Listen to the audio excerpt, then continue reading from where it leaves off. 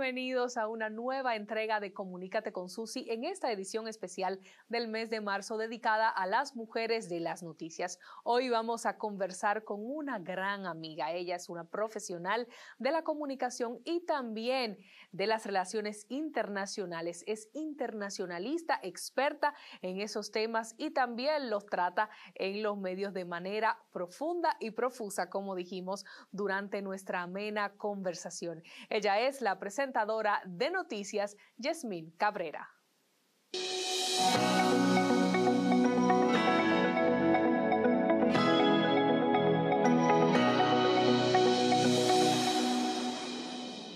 Yasmín Cabrera, ¿cuándo te diste cuenta que querías dedicarte a la comunicación? Bueno, yo desde pequeña me encantaba hablar por un micrófono. No precisamente quería ser periodista, pero sí ser presentadora. Entonces yo estudié locución a los 15 años en la famosa Otto Rivera que todos estudiamos en esa época, y también estudié teatro. Me inscribí en Bellas Artes, pero no estaba clara de cuál era la carrera que quería estudiar. De hecho, yo le dije a mi papá, yo quiero ser locutora y quiero ser actriz. Después me puse los sábados a estudiar periodismo y me fui enganchando y me di cuenta de que sí era amplio, que no solamente era periodismo escrito. Yo tenía la idea de que era hablar de política, nada más de temas serios. Y después fui enganchando en la carrera y me cambié a comunicación social todos los días en la Universidad Católica. Excelente. ¿Terminaste en Bellas Artes? No terminé porque me chocaban los horarios. Claro. En ese entonces no habían como muchas opciones. Te estoy hablando, tengo 40 años, hace muchos años. No había muchas opciones de clases de actuación y era muy rígido el horario en Bellas Artes. Y quería estudiar en una universidad tradicional de lunes a viernes, tener amigos, compartir. Pues tenía apenas 16 años y me quité de Bellas Artes. Duré apenas un año. Y luego, más adelante, concomitantemente con los otros estudios que llevaba, sí hacía cursos paralelos, pero nunca me gradué de Bellas Artes. Y es algo como que también lamentaba mucho de no haber vivido esa experiencia, que otras amistades que sí iniciaron conmigo la vivieron. Estudiaste entonces comunicación, ya lo elegiste de lleno, pero en cuanto ya a la práctica, ¿cuál fue esa primera experiencia que tuviste en un medio? Comunicación per se, yo empecé a los 15 años, estaba en radio, varias emisoras, programas de entretenimiento, trabajaba en un programa que se llamaba Video Hits, que se presentaba por el Canal 23, Telefuturo, luego pasó a Mango TV. Y sí, esa práctica yo la tuve de televisión, pero más entretenimiento. Luego a un medio informativo, a un noticiero, empecé en Supercanal. Primero empecé como reportera de sociales, después pasé a la parte matutina de política, reportera en la calle, después a leer noticias, a leer las internacionales. Y ahí en Supercanal yo pues me inmiscuí en todas las áreas, hacía las internacionales, luego leía el noticiero, también trabajé en producción, luego trabajé como comentarista. Y eso fue aproximadamente desde los 21 a los 28 años, cuando luego me fui a vivir a Argentina a hacer una maestría, ya de otra área que sí también me gusta, que son las relaciones internacionales, que ya había hecho concomitantemente con la carrera de comunicación una maestría aquí en el país. ¿Y cómo fue esa experiencia de vivir en Argentina, estudiar en Argentina, viniendo ya de un background dominicano, o sea, adaptarte? ¿Cómo fue eso? Para mí fue muy difícil. Culturalmente yo entiendo que somos muy diferentes, o sea, yo no me adapté tan rápido. También la forma de estudiar era muy distinta, a pesar de que ya yo tenía una maestría y a mí me iba muy bien en la universidad, siempre tenía honores y yo era muy disciplinada con mis estudios. Fue una universidad muy difícil donde, por ejemplo, ¿qué universidad fue? Torcuato Di Tella, donde los exámenes eran al libro abierto, muchos eses, muchos ensayos de comparación de ideas, también muchos libros en inglés, muchos papers en inglés. Entonces, a pesar de que yo había estudiado inglés, no es lo mismo estudiar, leer, mucha economía. No es lo mismo estudiar inglés que estudiar en inglés. Exactamente. Yo había pasado mis exámenes de admisión y me fue muy bien, pero yo también tenía esa presión de que yo tenía que rendir resultados, y como yo había sido becada por la UEA, yo tenía que tener un mínimo. Entonces, el tema de la adaptación también me costó un poco. Estar lejos de mi familia, entonces sí, fue muy difícil. Sí, yo entiendo que me fue mejor cuando me acerqué al arte allá, porque sí sentía en esa parte como que estaba muy identificada, ya hay mucho teatro de calle, y sí, hice varios cursos, entonces ahí sí ya me sentí como más conectada. Además que toma tiempo uno adaptarse a otro país y las maestrías no duran tanto tiempo, uno empieza regularmente a adaptarse después del año.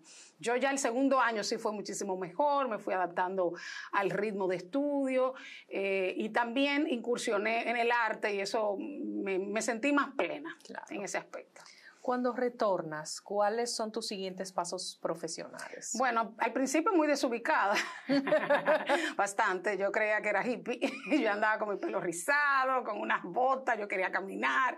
O sea, uno viene como con un cierto choque, porque aunque Argentina está en América Latina, es una mentalidad muy distinta. Ellos son un poco como europeos. Sí. O sea, no se sienten como tan afín a nosotros los latinos. De hecho, yo me reía muchísimo porque nosotros bailamos mucho.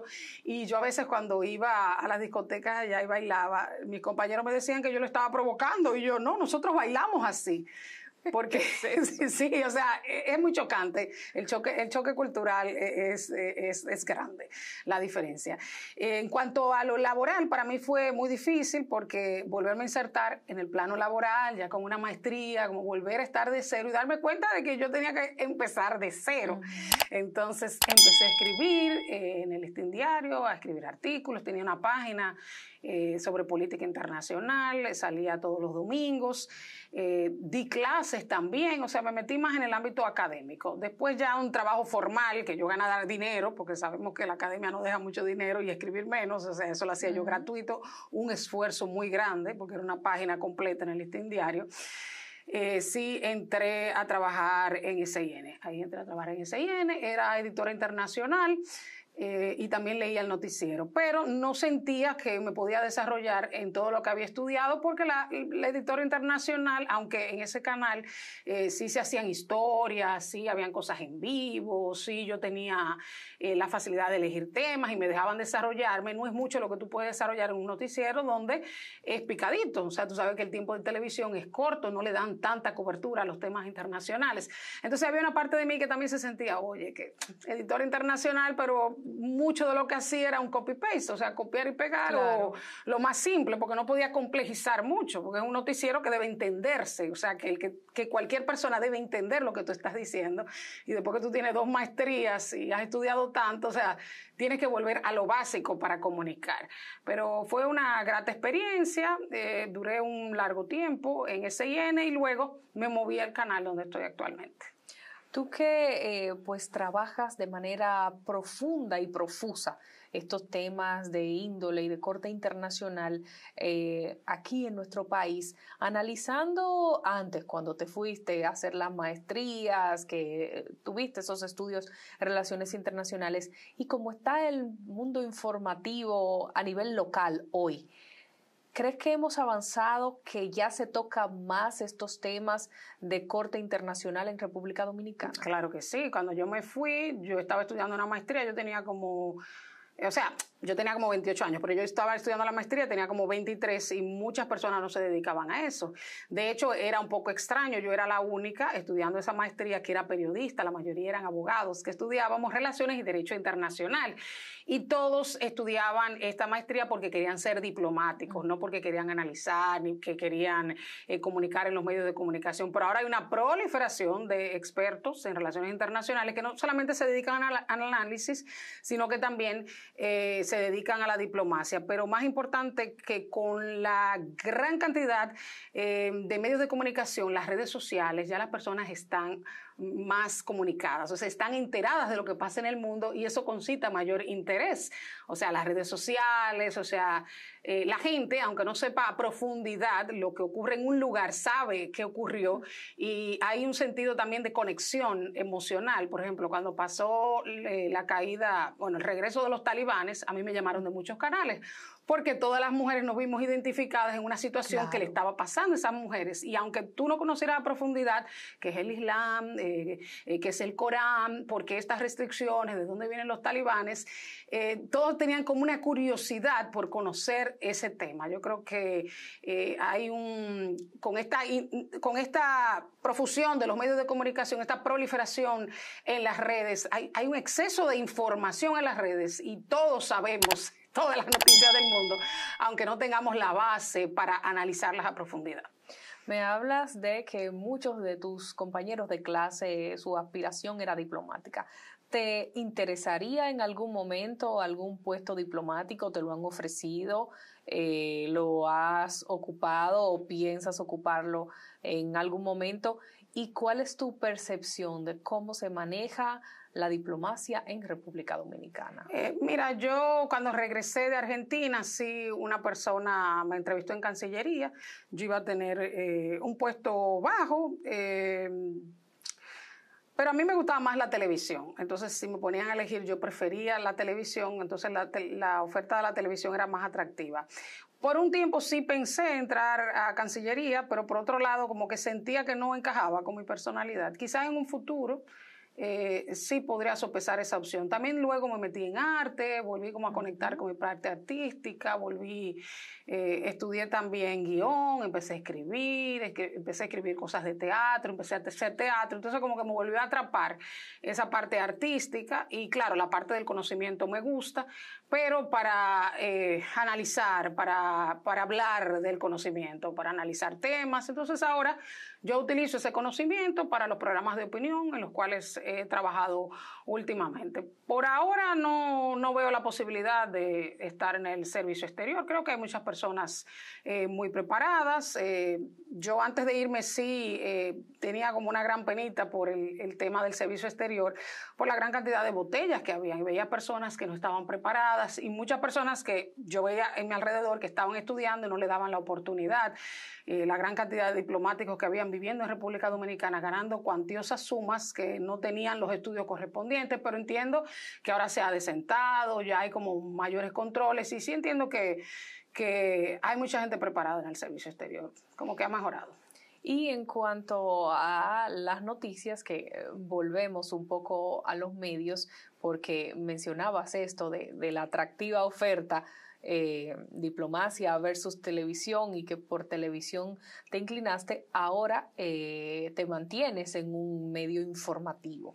¿Qué es lo más importante para ti cuando diariamente llegas a través del noticiero en el que estás a los hogares de la gente? Mira, yo creo que, bueno, muchas veces se tiende a pensar que el lector de noticias solamente está leyendo la información y que pues no tiene conocimiento de lo que está hablando. Y creo que cada día se ha importantizado más la formación, porque cada día más uno tiene tiros en vivo, uno tiene que interactuar con el reportero, uno tiene expertos en el set, o sea que sí es importante la preparación, además de otras cualidades como es el tono, como es la proyección de la voz, que ahora me estoy ahogando porque estoy embarazada. Ahí vamos más tarde. Sí, como es la proyección de la voz, la dicción, que esas cosas se trabajan a nivel técnico, pero entiendo que la parte intelectual es importante porque cada vez uno hace un rol como más completo de entender la noticia, de la noticia de último minuto, y creo que con el tiempo se ha visto un mayor auge de personas que sí se dedican a estudiar, personas que sí hacen la carrera de comunicación social, y eso es importante, aunque también he conocido locutores que no hacen la carrera, pero no obstante desde temprano se informan, saben lo que está ocurriendo, entonces eso es importante porque también muchas veces, bueno, tú lees noticias, a veces hay errores humanos, claro, hay errores de redacción que uno tiene que arreglar, hay nombres que uno tiene que arreglar, a veces que tú tienes una noticia en vivo que tienes que improvisar, entonces... ¿Te ha pasado algo gracioso en vivo? No, a mí me ha pasado de todo. Hoy sé que no pido ni un rayo de sol para verte. No las tengo todas conmigo, me deslumbras, me hipnotizas.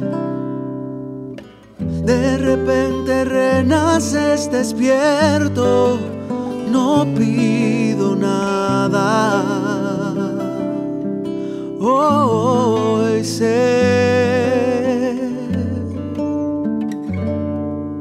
que te quiero. Donde sea que haya un dominicano, ahí estaremos con él, porque somos Banreservas, el banco de todos los dominicanos.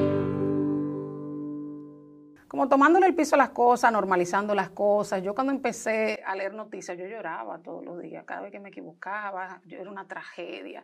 Ya yo me equivoco y sigo hablando, claro, le busco la vuelta, pero pasa de todo en el aire, porque a veces la noticia no está ahí y tienes que esperar que la pongan. A veces presentas algo y te salen con otro video, que son errores humanos, errores técnicos, y tú tienes que salir de ahí. A veces te dejan el micrófono encendido, yo no sé si te ha pasado. Yo una vez dije en un San Antonio y tenía el micrófono encendido, yo pensaba que estaba fuera del aire. Y a veces te pasan cosas tan trágicas como que tú tienes que dar una noticia de alguien que tú conoces que falleció. Que eso a mí me pasó, Dios. Me dieron el papel y yo vi la imagen y yo no sabía que había fallecido y yo tuve que dar esa noticia. Ay, Dios. Entonces son de las cosas que se te escapan, que uno pues reacciona como puede. Yo decía recientemente con el terremoto que habían imágenes graciosas de personas que salían corriendo, o otro que resultó estar orando. Yo decía, y otros que se quedaron impasibles, como heroicos, que nada los inmutó. Y yo decía, ¿quién actuó de forma correcta? ¿El que salió corriendo y el que se metió debajo de algo, como dice el COE, o el que se mantuvo sin que lo atacaran los nervios, pero si se cae el estudio que tú haces? Claro. Entonces, son de las cosas como que a ti te enseñan a mantener la calma, pero también tú eres un ser humano que te pueden pasar cosas. A mí hay cosas que me afectan mucho, otras no. Uno se acostumbra a leer desgracias. Pero hay temas, yo no sé si te pasa, que te tocan, por ejemplo, tú como claro. madre, o sea, hay temas que tocan y que te cuestan leerlo. Y que te cuesta. Bueno, y otras cosas, por ejemplo, cuando hay temas de salud, que tú tienes que mostrar tu mejor cara, aunque tú tengas un día malo, aunque tú temas de salud. A mí me ha pasado, a mí a veces me fue la voz en el aire, por ejemplo, y tuvieron que irse, y se me fue la voz que tuvieron que cortarme y seguir el noticiero a otra persona. Y de ahí me dieron una licencia, tenía unos nódulos en la garganta. Entonces, lo curioso es que la gente te juzga y no sabe por lo que tú estás pasando. Y quizás es la primera vez que te ve y, oye, qué mal ella lee, pero tú no sabes si tiene gripe, si tiene un problema familiar, si se le murió a alguien, si tiene gripe, o sea, tiene algún tema médico. Por ejemplo, a mí a veces se me va el aire. Ahora que estoy comentando, a veces se me va la idea. Y me dicen, no, que tú te embarazas, la idea se te va. Sí, pero la gente no sabe que yo estoy embarazada. Entonces uno tiene una exigencia diaria de hacerlo bien, de mantenerse bien, de estar bonita, de estar peinada, de dar lo mejor de sí, porque ese día quizás alguien que nunca te haya visto te está mirando y te esté evaluando. Y quizás ese es tu peor día. Eso puede pasar. Y además de estar dando noticias en televisión, estás también en otro medio, en un programa de radio que se llama ¿Qué pasa? ¿Cómo ha sido esa experiencia? Porque ahí haces opinión. Sí, sí. Ya no es solo, bueno, te doy la información, ahora doy mi parecer sobre la misma. Yo estuve en la mañana en Distrito Informativo, el programa cerró, me recomendaron. Soraya Castillo me contrató estando embarazada, lo cual se lo agradezco, el voto de confianza, ¿verdad? Mucha confianza. Claro. Pues me gusta porque no solamente se tocan los temas informativos de actualidad y tengo mucha libertad de elegir los temas, sino que también entrevistamos artistas, entrevistamos psicólogos, sexólogos. Entonces se parece un poco a mí de que puede abarcar una gama amplia de temas. Porque a mí también me gusta la parte relajada, a mí me gusta el arte, me gustan los temas médicos, me gustan los temas psicológicos. De hecho, mi programa Soñado tiene esa parte como humana, además de la parte informativa pesada, sino esa parte como de conectar con el otro. Y que todos esos temas a veces tenemos una mala concepción de que no pueden ser profundos, de que no pueden ser tratados con la misma importancia que tratamos las noticias. Sin embargo, son los temas que llegan más, porque es el tema del día a día, o sea, los temas familiares, el tema del sexólogo, por ejemplo, o sea, el sexo natural, yo decía,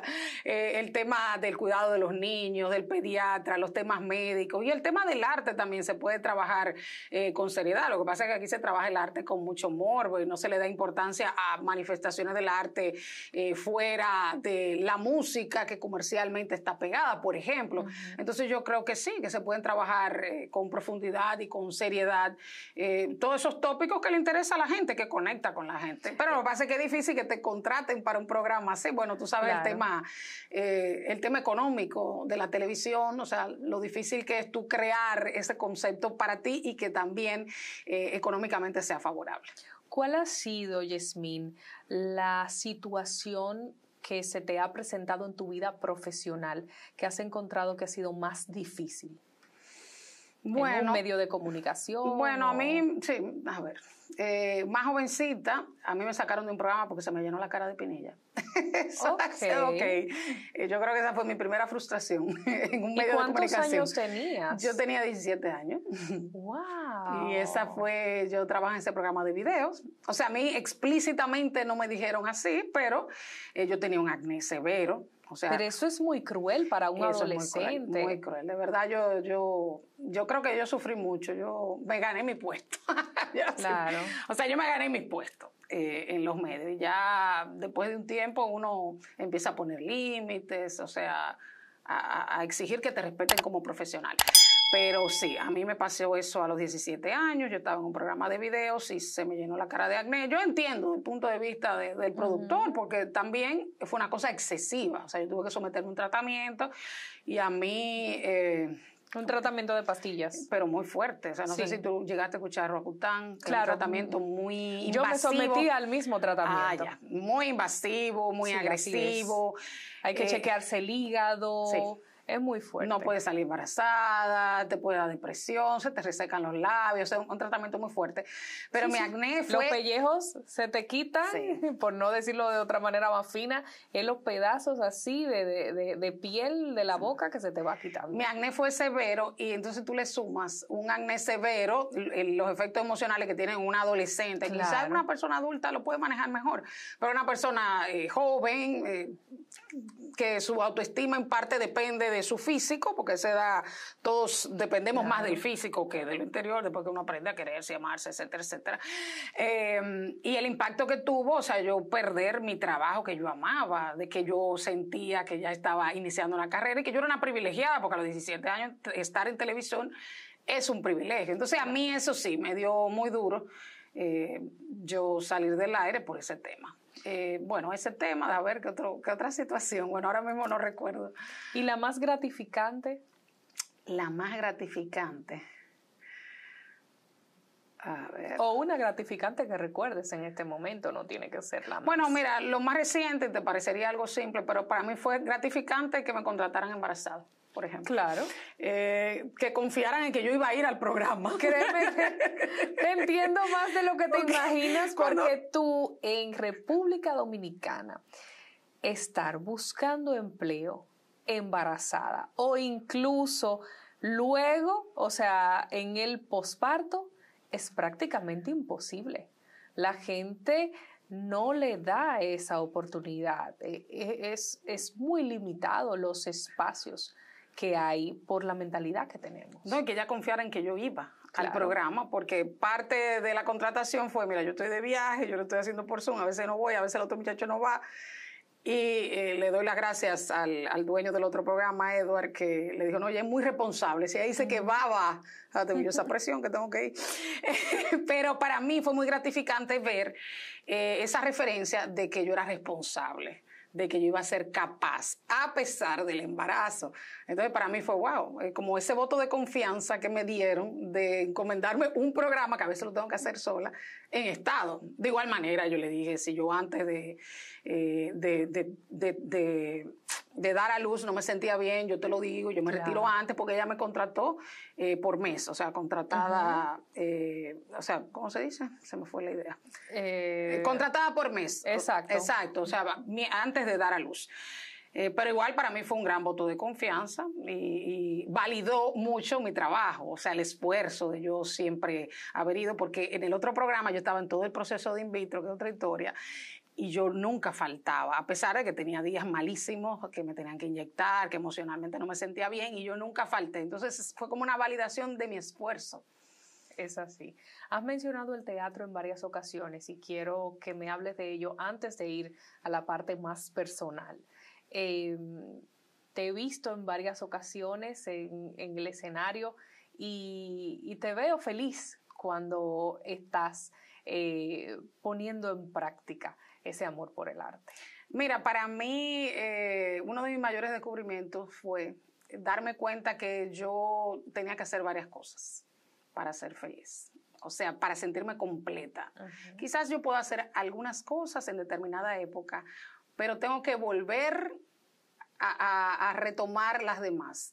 O sea, yo necesito arte, yo necesito la parte intelectual, yo necesito hablar y expresarme, yo necesito escribir. Eso me costó mucho porque en este mundo moderno te dicen, tú tienes que especializarte, tú tienes que ser bueno en lo que tú haces, tú te dispersas mucho y eso es una opinión válida. O sea que para tener éxito tú tienes que estar enfocado. Bueno, el día tiene 24 horas. Uh-huh. Pero a mí no me funciona. Yo creo que en la vida tú tienes que hacer lo que te haga feliz. Aunque quizás tú no seas la mejor actriz, quizás yo no me destaque como una que se dedica 24/7. No, es verdad. Tiene sentido el razonamiento, pero yo no me siento bien si no hago arte, aunque no sea esa que se dedica 24/7. Tampoco me siento bien si dejo el periodismo. Entonces yo he tratado a mi manera de combinar todas esas áreas. Ahora voy a tener un bebé, no sé cómo lo voy a combinar, pero he tratado de combinar, porque me da felicidad. Entonces, como que siento que tengo que llenar esa parte de mí. Yo sí, desde pequeña yo sabía que me gustaba el arte. En algunos momentos he podido dedicarle más que al otro. Ahora hice una pausa. Y bueno, ya veremos. Lo bueno es que uno puede ser artista hasta viejo. Hablando de felicidad, porque la mencionaste en varias ocasiones respondiendo esta pregunta del teatro, quiero que en esa misma tónica de la alegría me cuentes cómo conociste a Vic Báez. Bueno, fue uno de los regalos de los medios de comunicación. Yo conocí a mi esposo en un canal de televisión. Él haciendo sus deportes. Yo presentándolo. Ahora pasamos a los deportes. Sí, él haciendo sus deportes, nos conocimos en SIN y bueno, luego de un largo periodo, o sea, uh-huh, estábamos en diferentes horarios, luego coincidimos algunas veces que yo cubría al mediodía.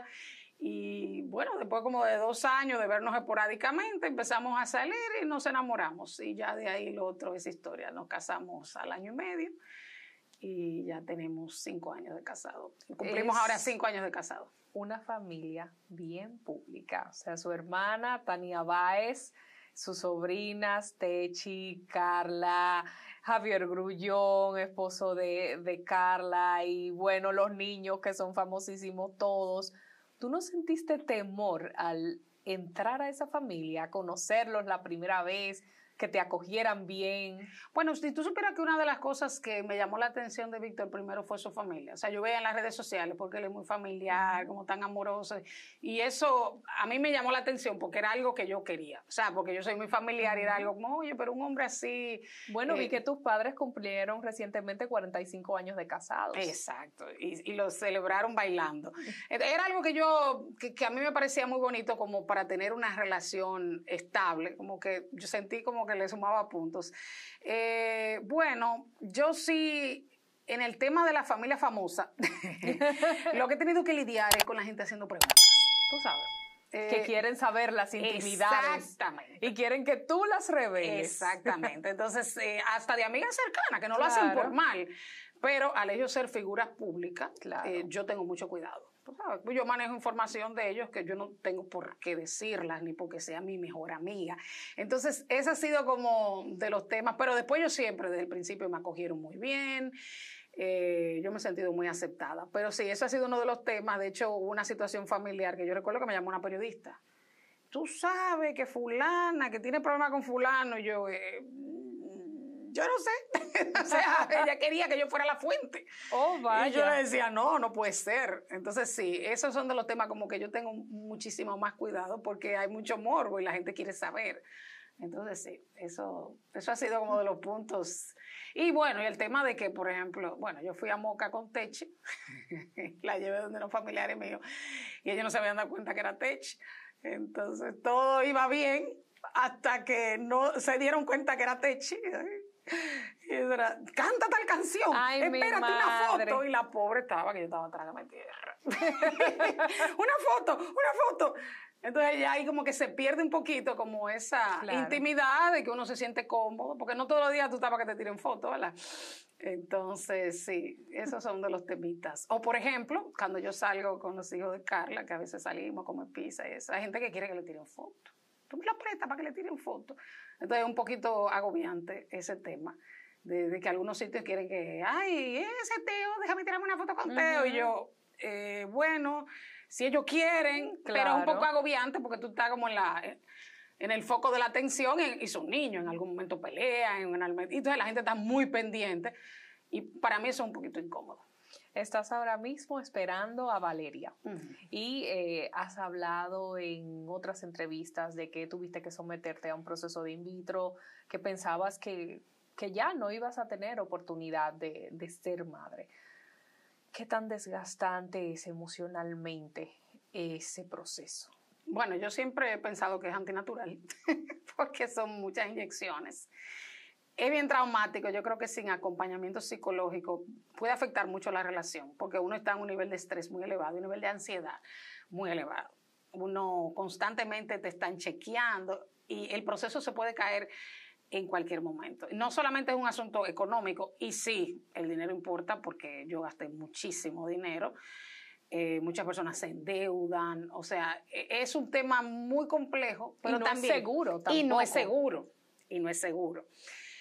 El tema de que no es seguro, tú te lo puedes hacer cuantas veces tú quieras, pero yo entiendo que es muy desgastante. Tú te puedes pasar 10 años haciendo este proceso de in vitro y se desgasta la relación. Hay gente que termina divorciándose. Yo tuve muy buena comunicación con mi esposo, gracias a Dios. Le comunicaba lo que necesitaba y siempre estuve acompañada terapéuticamente, pero no es fácil, porque cada chequeo tú constatas que no puedes. O sea, es más fácil olvidarte que tú no puedes, pero cada chequeo tú constatas que tienes un problema. O sea, buscar la verdad te hace chocar con la pared y es frustrante. El proceso es muy largo, yo duré como 6 meses porque previo a eso tienen que esperar tu mejor mes, tomar medicamentos. Entonces, luego el proceso de las inyecciones, la mujer es la que más sufre, obvio, porque la mujer es la que sufre los cambios físicos. Esas inyecciones son muy invasivas, o sea, de por sí que te inyecten de forma diaria, aunque el médico te diga que esa inyección no duele, es una agresión a tu cuerpo. La inyección, las hormonas que están a 1000, de que tú inicialmente quizás la tenías en 300 y luego tú llegas a 1000 y pico, que el riesgo de tener una sobreestimulación, la ansiedad de no saber si el proceso se va a parar, después entonces la espera. O sea, cuando te sacan el óvulo, lo entran con el espermatozoide, esperar unos días a ver si ellos se juntan. Y si se juntan, si crece. Y cuando ya tienes el embrión, si tienes la suerte, porque yo me hice un proceso que no sobrevivió ningún embrión, y ese fue un fallido, un primero, pues entonces la posibilidad de éxito de que se adhiera cuando lo entran es como un tercio. Wow. O sea, muy bajito. ¿Cuántos intentos? Yo hice 2 intentos, pero de hecho, en mi caso, la probabilidad de éxito era como de un 30%, en ambos casos. Pero te estoy hablando, la posibilidad de éxito de que se implante el embrión exitosamente, no necesariamente de que tú dures hasta el final del embarazo, porque eso es algo que no te lo dicen los médicos. Yo porque me puse a leer como una loca. Muchas veces... Y esa lectura también genera ansiedad, pero tú necesitas estar informada. Claro. Pero ¿hasta qué punto tú necesitas información? Entonces también eso es como un dilema. Pero genera muchísima ansiedad. Luego que te entra en el embrión, tú tienes que esperar 15 días en agonía, sin saber si tú estás embarazado o no. Con una serie de medidas que no puedes hacer fuerza, no puedes tener relaciones, no puedes comer chocolate, no puedes tomar café. O sea, una serie de medidas como para evitar tener aborto, ¿verdad? Entonces después te hacen como 2 pruebas de embarazo. Pero la primera, si es positiva, no es positiva. Y si es negativa, puede ser positiva. Entonces no te ilusiones. Okay. La segunda, si es positiva, pero hay gente que a la semana de la segunda lo pierde. que vi varios casos. De hecho, cuando yo tuve mi segunda prueba, que yo llamé a mi casa, sí es positiva, y mi mamá estaba feliz, se le iba a contar al pueblo. Yo dije, no, todavía no lo cuentes, porque he visto casos de que la segunda prueba es positiva y después entonces de repente de que un aborto, bueno, no me acuerdo cuál es el término, de repente que no creció más. Entonces yo también fui en esta segunda ocasión como muy cautelosa. De hecho, yo lo publiqué en las redes sociales muy tarde, como a los 4 meses y medio, porque yo tenía ese temor de haber visto tantos casos fallidos, de que a veces quedaban y después por haber sido un embrión, a veces se pierde, porque como el esperma no es bueno ni el óvulo es bueno, se pierde el embarazo. Por eso hay tantos abortos luego del proceso de inseminación, luego del proceso de in vitro, que no es lo mismo. Yo tuve la suerte que yo me hice una biopsia previamente al embrión. Ya yo sabía que era hembra, ya yo sabía que el embrión era bueno. No obstante, yo tenía temor. Y uno siempre vive como con ese temor cuando se hace esos procesos, de no ilusionarse demasiado. Claro. O sea, ¿hasta qué punto tú te puedes ilusionar? La gente, no, porque tú eres muy negativa.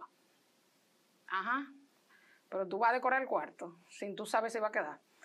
O sea, hay que ser positivo, pero en la medida de la proporción que te dice la ciencia. Porque sí, hay milagros. Y claro. Lo mío fue un milagro, ojo. El mío salía folder, caso delicado. El médico me dijo, ustedes tuvieron mucha suerte porque tú tuviste un solo embrión. Generalmente la gente tiene varios embriones. Y en la biopsia el embrión era bueno, era viable. Pero aún así, yo no quería ilusionarme demasiado, porque ¿qué es lo que pasa cuando tú te ilusionas demasiado? Si no funciona, el duelo es mayor. O sea, y eso es un dolor que muy poca gente entiende. Yo siempre he pensado que es un duelo como incomprendido por la sociedad.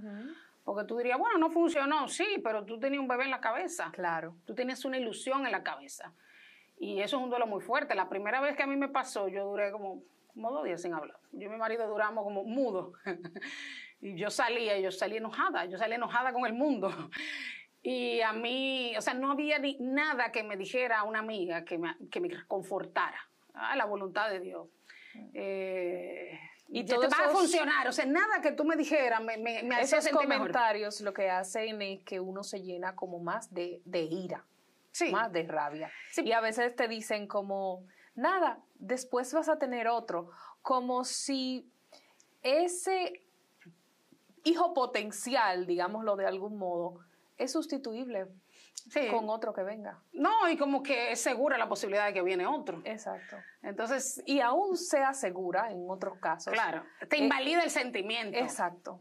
Te invalida el sentimiento, pero poca gente lo entiende. Y yo lo entiendo de que la gente no lo hace por mal. Ahora, hay gente, como hay casos y hay casos. O sea, hay gente que no sabe hacer duelo, que no sabe dar los pésames. Pero eso en general. Ahí te muere tu mamá y hay gente que no va a saber qué decirte. Es voluntad de Dios, tú lo vas a superar, no llores tanto, yo no hubiese querido que llore. O sea, la gente no sabe manejar el duelo. Pero también están las otras personas que esos son los fuertes. O sea, a mí había gente que me decía, la carrera no lo es todo. Sin saber por lo que yo estaba pasando. Mira, tú vas a llegar a vieja, los hijos son importantes, después te vas a arrepentir. O sea, ¿y para cuándo los muchachos? Ustedes ya han gozado demasiado. ¿Cuántos años que ustedes tienen juntos? O sea, hay gente invasiva. Y más en este país, porque en otros países la gente es como más respetuosa de la intimidad. Y no lo hacen con mala intención necesariamente, algunos. Y a veces uno no se da cuenta que uno mismo tal vez en algún momento hizo eso que está ahora sufriendo las consecuencias y ve, wow, no debo de estar haciendo preguntas imprudentes. Claro. Me pasó luego de una pérdida que tuve de 6 semanas, que alguien con ninguna mala intención, pero me dolió mucho, me preguntó, ¿y ustedes y los niños para cuándo? Exacto. Y yo acababa de perder ese bebé. Es que la gente no sabe por lo que tú estás pasando. Y aunque fuera una cosa tan pequeñita, en ese momento era del tamaño de una lenteja. Pero como tú dices, yo tenía el bebé en la cabeza. Ya yo tenía esa emoción de que iba a tener un hijo. Claro. Y cuando me preguntan como de esa manera, fue muy difícil. Mi esposo fue rápido en decir cualquier Pero que a veces tú no sabes qué decir, porque también yo te voy a decir una cosa. Está la parte emocional. No, y tú le vas a decir a todo el mundo, ay, acaba de perder un bebé. Claro. No. O yo no le iba a decir a todo el mundo, yo tengo problemas, yo no puedo tener hijos. O sea, porque tú no quieres los comentarios que vienen después. No, porque ese es otro tema. O sea, la mujer que no puede tener hijos, para muchos no es suficientemente mujer. Tiene un problema, lo único que no puede tener hijos. Nosotros teníamos problemas los dos. Y eso es bueno y es malo. Es malo porque las posibilidades de éxito son más bajitas. Ahora, socialmente es bueno. En el sentido de que tú sabes cómo es la presión. Si la mujer no puede tener hijos, espero que se busque otra mujer que lo que ande. Y la mujer tiene la culpa. Ay, no le puedo dar un hijo a ese hombre.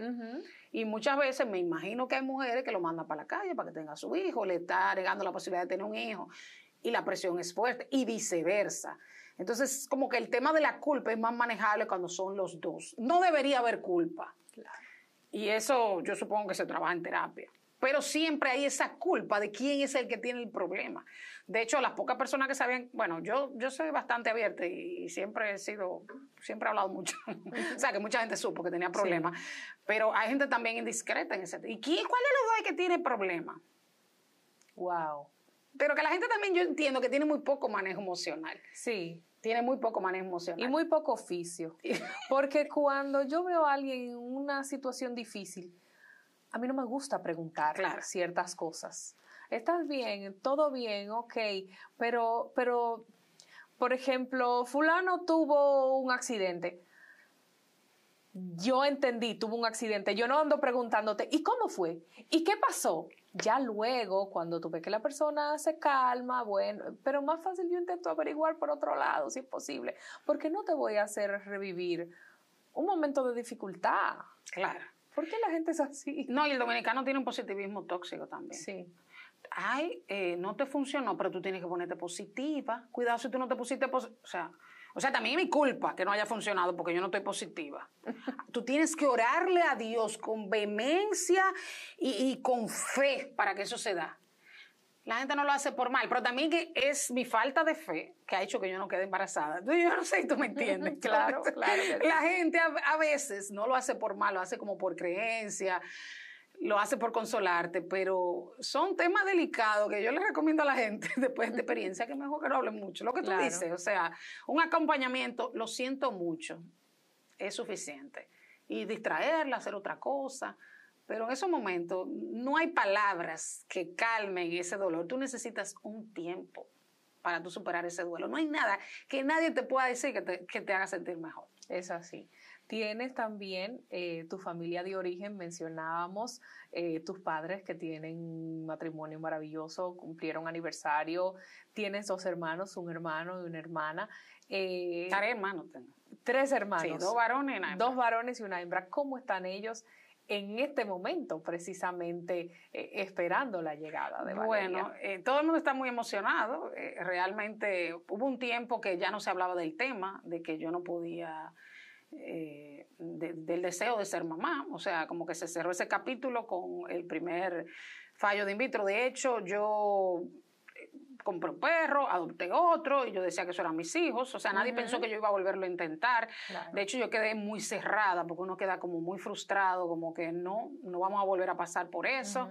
Mi esposo tampoco quería volver a pasar por eso, aunque la persona nos decía, no, ustedes vuelvan a intentarlo, que después de tanto intento, porque la posibilidad de éxito aumenta con varios intentos, obvio. Pero nosotros estábamos como, ya, nosotros no vamos a tener hijos, y nosotros, tú y yo, y nosotros vamos a ser felices tú y yo, y nuestros hijos son los perros, y buscamos a los sobrinos del lado de él y la sobrina del lado mía. Entonces, hicimos este intento, no lo cacareamos mucho, no lo hablamos mucho, y la verdad es que, bueno, para la familia de él fue más sorpresa que para la mía, porque él sí no dijo nada, y fue como, wow. Y para la mía, sí, ellos están todos muy emocionados, y además que yo lo mantenía a raya, vamos a intentarlo, pero tú sabes que esto es muy difícil. O sea, ellos se mantenían igual emocionalmente, no se emocionen, como boca cerrada. Emocionalmente neutros, yo lo mantenía. Oye, las posibilidades son muy bajitas, no se ilusionen, porque no quería ni que se regara la voz, ni yo sufrir una decepción muy grande. Entonces, para ellos la verdad ha sido como la noticia, como la bebé más esperada. Para Víctor más, porque Víctor estuvo casado por un largo tiempo, entonces no tuvo hijos, después conmigo esto. Sus hermanas tienen nietos, o sea, una de sus hermanas tiene nietos, la otra no, pero tiene hijos que ya llegan a los 30 años. Entonces, como algo inesperado de un tío abuelo que va a tener hijos, que no sé cómo se diría, los hijos de él con los nietos de la hermana, no sé cómo. Eso habrá que investigar. Sí, hay que investigar cómo se dice. Pero sí, ha sido una noticia maravillosa para todos. Todo el mundo está muy contento. Yo digo que Valeria me ha dado suerte. Así es. Sí, yo siento que yo he recibido mucho apoyo. Yo sí, como te dije, lo otro del manejo social, sí entiendo que a las embarazadas nos tratan bien. Yo me he sorprendido como la solidaridad de la gente, el buen trato, el entendimiento, te sientes bien. Yo quería quedarme embarazada. No, el trato, o sea, a ver, estar embarazado tiene sus temas físicos terribles. Pero todo el mundo te trata bien. Yo no sé si eso es aquí en República Dominicana o en el mundo entero, pero la gente te trata bien. Hasta el que tú le caes mal, en ese momento te trata bien. Te recogen las cosas, te brindan comida, si te sientes mal, te recogen cosas, te cargan cosas. O sea, el dominicano es muy solidario con la embarazada. Yo de verdad nunca me había sentido tan querida en toda mi vida. Entonces, como te digo una cosa, te digo la otra. La gente, la verdad, que aquí se aprecia mucho la vida, el embarazo. Aquí se aprecia mucho la vida. Yasmín, pues te agradezco enormemente que hayas participado en esta entrega especial de Comunícate con Susi, dedicado a las mujeres de las noticias. Hablamos no solo de las noticias, sino de tu vida y de muchas cosas, como me gusta a mí en estas entregas conocer a cada uno de mis invitados. En este caso de esta temporada, mis invitadas. Te felicito por ser una gran profesional, no solamente de la comunicación, sino en todo lo que haces, en el arte, por seguirte desarrollando, que sigas cumpliendo sueños, ahora cumpliendo sueños familiares, y de que eres un ser humano que donde llega a hacer un trabajo en medios de comunicación principalmente, que es donde más la gente te ha visto de manera pública, se conoce la calidad de lo que tú realizas, el profesionalismo, la rectitud, tu puntualidad, tu disciplina y tu entrega. Y en cada uno de los medios donde has estado, porque he tenido referencias, hablan muy bien de tu trabajo. Ay, gracias. Así que gracias por estar aquí. Yo me siento muy honrada de estar aquí, de verdad. Y más con la entrevista lo sentí como una conversación entre amigas. Así es. Así mismo es.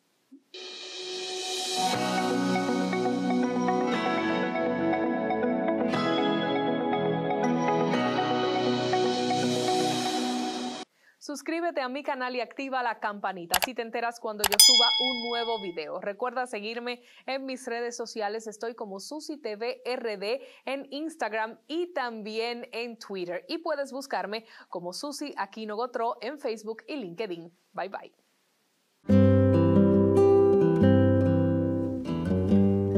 Hoy sé que no pido ni un rayo de sol para verte. No las tengo todas conmigo. Me deslumbras, me hipnotizas.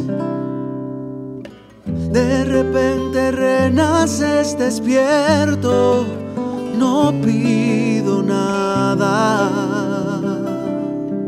Hoy sé que te quiero. Donde sea que haya un dominicano, ahí estaremos con él, porque somos Banreservas, el banco de todos los dominicanos.